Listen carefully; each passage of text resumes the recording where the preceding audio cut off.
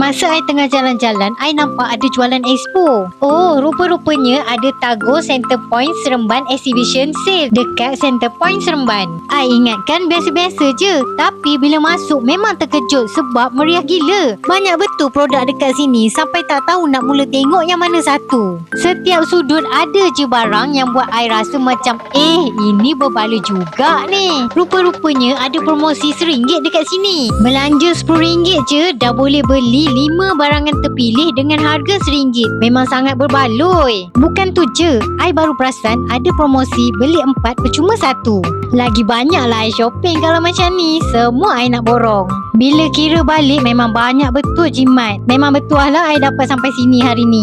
Tak sangka ini sebenarnya expo pertama Tagore dekat Centrepoint Seremban. Orang yang dekat dengan Seremban tumeh lah datang singgah. Mana tahu ada yang berkenan dari cuci mata terus terborong.